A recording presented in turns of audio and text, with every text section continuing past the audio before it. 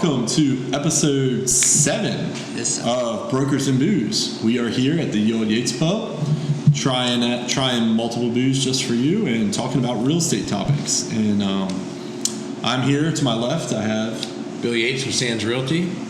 And to my right, Chris Ward with Eagle Realty. And I'm Nick Sowers, and with Beach Connection Realty.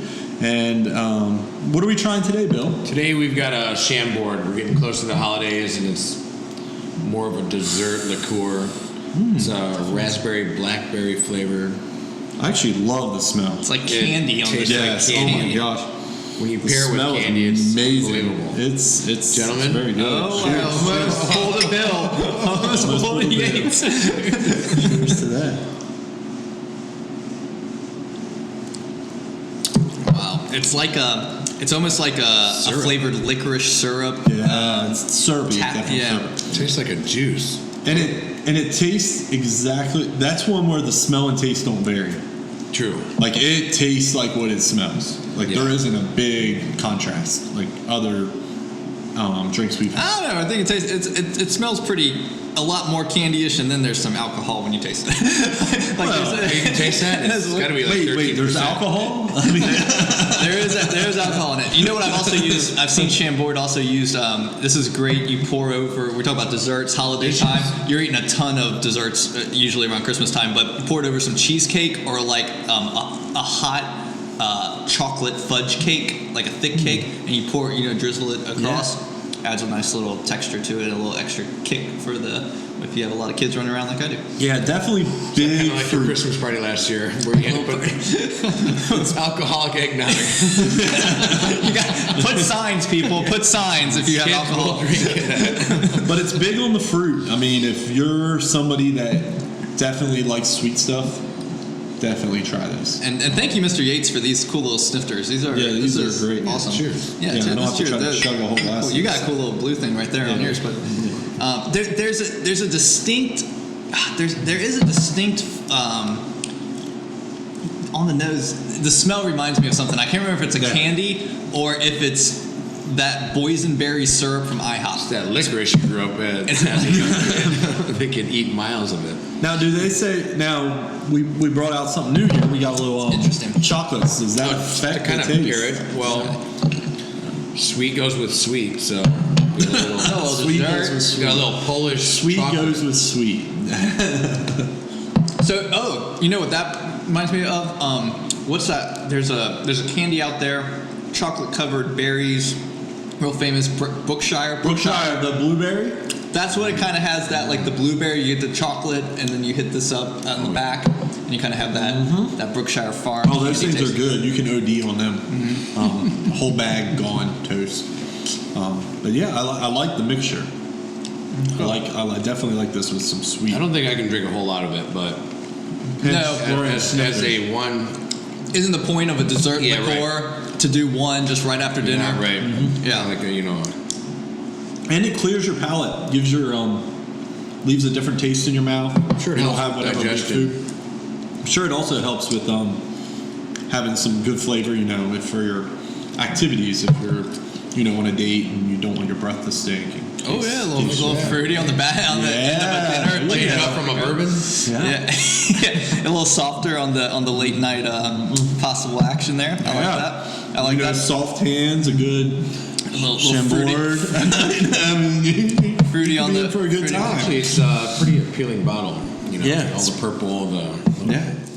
All the purple, the French do their bottles up right as well. So if you have any Chambord marketing, if you have any Chambord experiences, definitely drop it in the comments. I'm kind of interested if anybody else really drinks this, or what's your favorite dessert liquor? Or is this something that just sits on the shelf? Yeah, that's what I was. This bottle open. I've probably had it for years. A big dessert liquor that over the years, the Sambuca.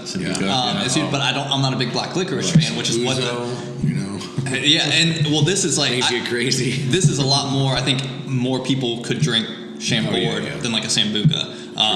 There's a couple of dessert liquors out there that I think are very taste specific, and you can hate them or love them. This one's a little bit more universal. It doesn't taste like malt. I think this has this. I think this is a good alternative for somebody if everybody's ordering a port wine and you don't want a port wine. This is a good alternative to go down. Yeah. Definitely a good thing. All right, Nick, what's your topic? So today we're talking about it's very driven towards real estate careers as far as us as brokers, I think each of us have experienced in our brokerage having a full-time agents versus part-time agents, and really I want to talk a little bit more of where the industry's going, like not just can a part-time agent be successful versus a full-time agent. Should you build your brokerages that way? Should you look to be a part-time agent or a full-time agent? But down the road, as we see the industry evolve and change, is it going to be easier or harder for somebody that wants to only do it part-time? I have a feeling this is going to get a little heated. I'll jump in and just say there's a lot of new agents that enter the real estate industry, and they're still bartenders. They're still doing stuff during the day to pay their bills, because very few people hit the ground running and sell, $1 million the first month. But that being said, but Bill, I wouldn't call that a part-time agent. I think just because you're new in a career and you're having to work 2 jobs to pay your own bills doesn't mean you're a part-time agent, because your mindset might be, I wake up each morning from 9 o'clock to 5 o'clock, I'm focused 100% on real estate. As long as you don't have to, and I'm just going to bartend at night or waitress at night or whatever just to pay my bills. That's two different things. Night and day is different. As long as you don't have to tell your clients, listen, I've got another obligation. I can't show you this house this afternoon or tomorrow, what have you. Yeah, I view it as the part-time agent is the person that has the full-time job.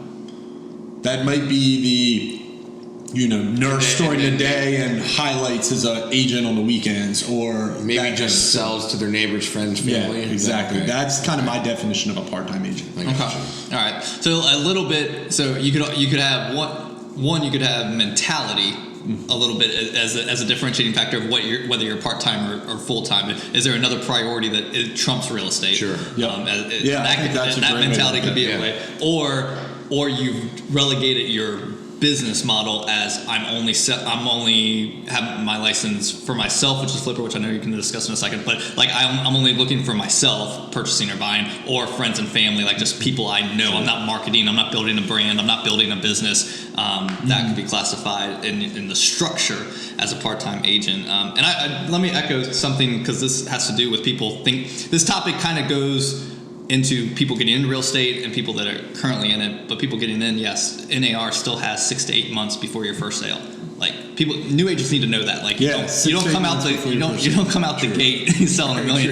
But 6 to 8 months, even if you have a sale in your first 3 months, you're statistically ahead of most new real estate agents even now. So, but part-time versus full-time. So I lean more towards, I'm okay with part-time agents being in the industry.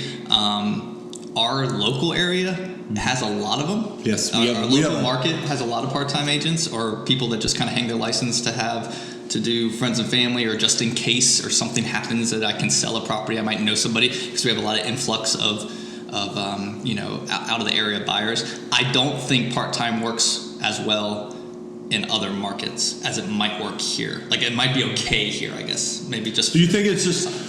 But I think there's a lot of factors that play into that. You're talking about market. I also think it has factors in local associations play a lot into. Do they make it easy for there to be part-time agents or not? That's one thing. Which is also in the state level too. It's state level too. Educational requirements, costs to be an agent, all these things. In general, I don't see a lot of part-time agents at the big franchise brokerages. Right. So in general, they're more with independents. How many agents is CCR up to? About 4,500 is the last number I've heard. And I think, what's the latest, Chris? 1,300 have yet to sell. Don't have one sale in the MLS this year at all. And I bet you there's probably at least another 1,000 or 1,300 that only have 1 to 2 sales. 1 or 2, yeah. Do you think that's because of the amount of new agents coming into the market, and they're into that 6 to 8 month?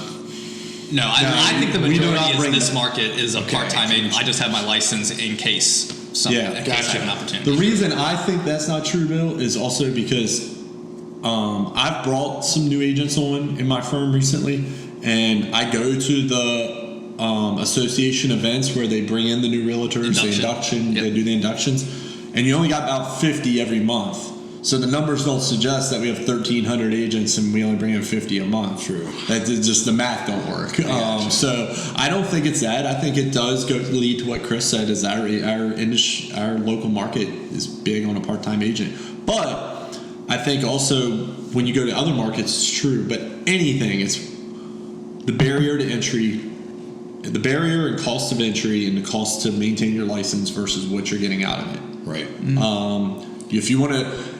Supply and demand is true across the board. So if you up the cost to be a real estate agent, there's going to be less agents. If you up the educational requirements, there's going to be less agents. People ain't going to put in as much time. I think there's a lot of agents out there who think that they can just grab their real estate license and make a few extra $50,000 a year by selling 4 homes, and it's real easy and that kind of. Those are the agents that don't do math. Yeah, they don't research the actual statistics of how hard it is to be successful in real estate as well. Price.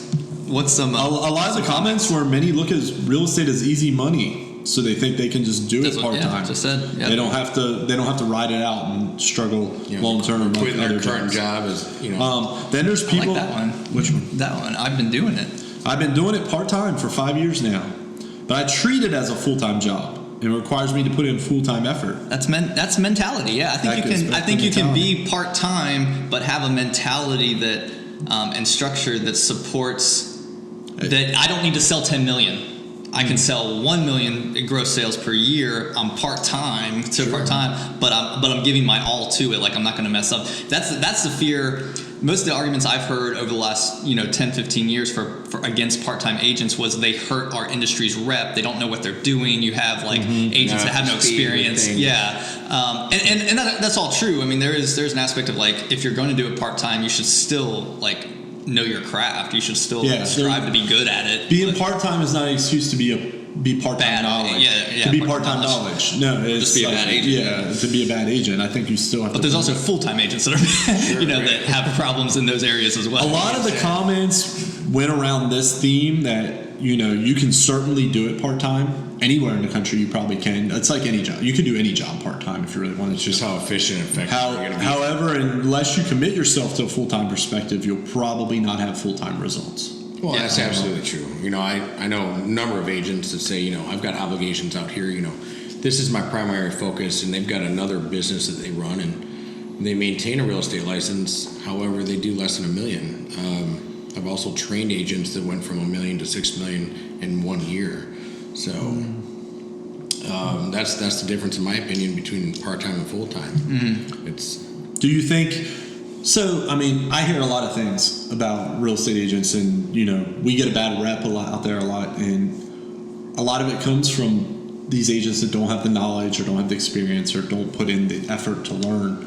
Do you think industry-wide we should go down a path of increased education, making it really more difficult for people to become real estate I say the same agents? thing about driver's license too. I mean, everyone's out there, everyone's got one, right? So I mean, it is Myrtle Beach. It's kind of like the #1 industry. So you ask how many real estate agents do you know? It's probably 50% of your friends at least. So just because you have one doesn't mean you're really good at it. Right. Yeah. But I guess industry-wide, long-term, should we? If you make it more difficult to maintain a license, more expensive, if you will. Yeah, both. I think both. So the barriers are there. I think that'll definitely undercut. We as an industry advertise. We help people on potentially their biggest financial purchase of their life, but we have less educational requirements than somebody that does their taxes. Sure. Then we have less educational requirements than Yeah, if I was going to do somebody's taxes once every 5 years, I would probably mess a lot of things up. I wouldn't be up to date with kickbacks, things like that, things you can write off. Same thing with real estate. It's like, would you want to hire a builder that builds one house every 4 years? I can see. Are you going to miss a couple codes? Yeah. Or? Actually, a builder. Think about that. Builder has more educational requirements than a real estate agent. Maybe they should, maybe they shouldn't. But I was just saying, interesting to me. I'd probably lean that a builder should. You talk about CPA. I look at their time frame. I know. Like my CPA talks about how much education time he does in his off season because they have an off season. So I think real estate's a little bit different. Where if we put too many educational restraints on us because of the demands time wise of real estate year round, like I think it could I think you're going to weed out a lot of people, but maybe not for the right reasons. Like, I mean, I don't want to be stuck in class all day. Now, if we're starting to utilize technology more, I'm not voting for more. Yeah. Well, I mean, don't get me wrong. If we're utilizing, like, they just went just in South Carolina last year, wasn't it? Was the first year they offered full pre-licensing in an online digital format or online schooling. So, you know, if we go more that route and make continuing ed a little easier, maybe less expensive, more continuing ed that's a little less expensive because they're using digital platforms instead of having to go sit through an 8-hour class or a 4-hour class, I'd be a little bit more on board with that, the educational requirements. But I don't know if I want the cost necessarily to go too much higher, because this is what I was telling you before, I don't know if weeding out a couple part-time agents is going to add to my personal brokerage's bottom line. Unless you were going to weed out... If you weed out 50% of them, maybe. Yeah. I mean, 60, 70, definitely. The remaining 30 are going to be highly profitable and highly... Right. But because I believe so much in sphere and network marketing, as far as like marketing to your network and to your sphere, I don't know if I would... I don't know. I think statistically, I wouldn't get... Like, if Bill was part-time and his mom or dad, and that's who he sold to, and then suddenly he doesn't have his license, I don't know if his mom or dad would come to me. You know what I mean? How am I going to be your sphere? They wouldn't, but then if Bill doesn't have his license, don't you think Bill's going to be like, oh, Chris is my friend, I'll throw him the bone. Sure. You know what I'm saying? Like, then I got to take him to New York Prom and spend all that. Don't forget the lobster. So don't forget the lobster. But I mean, I know it's not an industry standard, but Chris, do you have any part-time agents? Yeah, I mean, I have 27 licenses in my office, and probably... I would even go a step further. I think there's part-time agents, and then I think there's licensed hangers. So like part-time agents that are actually still trying to get deals, and then people that just keep their active, whether it's for referral or something like that. So I probably have about 4 what I would call a licensed hanger to keep their license active, that they don't want to pay a referral company to keep it in. And they're still paying all their dues and stuff. They have to. Do you have a different split, or is it tiered all on the same level? No, mine's all tiered on the same level. I looked into starting a referral company once, and I think our association kind of frowns if your company has a referral company and a brokerage company. There's some crossover stuff you got to be careful of, and I understand that, but I wish that barrier was a little bit lower, because I think a referral company is a smarter idea.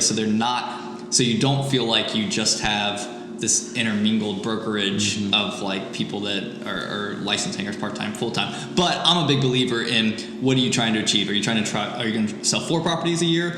I'll help you get there. You're going to sell 40 properties a year? I'll help you get there. So like, I'm okay with people having different goals like that in our brokerage.